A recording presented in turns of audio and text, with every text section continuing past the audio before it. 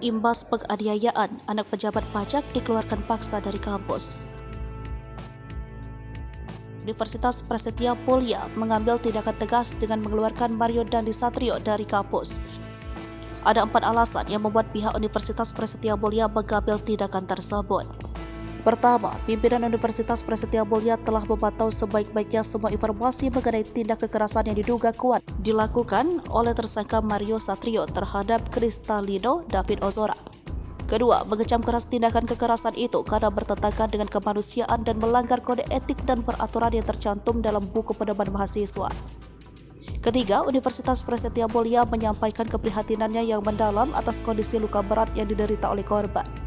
Keempat, rapat pimpinan Universitas Prasetya Mulia memutuskan untuk mengeluarkan tersangka Mario Dandisatrio dari Universitas Prasetya Mulia terhitung sejak tanggal 23 Februari 2023. Rektor Universitas Prasetya Mulia, Jusman Simanjuntak mengatakan dikeluarkannya Mario Dandisatrio dari kampus merupakan keputusan dari hasil rapat pimpinan. Diketahui, Mario Dandi sebelumnya adalah peserta didik baru semester 1 tahun akademik 2022 sampai 2023, Fakultas Ekonomi Bisnis di Universitas Prasetya Mulia. Sebelumnya, kasus ini bermula dari aduan kekasih Mario berinisial A yang melapor ke Mario karena mendapat perlakuan kurang baik dari korban. Kejadian tersebut dilakukan pada hari Senin tanggal 20 Februari 2023 sekitar pukul 8:30 waktu Indonesia bagian Barat di Jakarta Selatan. Kekasih Mario mencoba mengajak ketemu korban, namun saat bertemu, Mario menghajar korban dibantu temannya.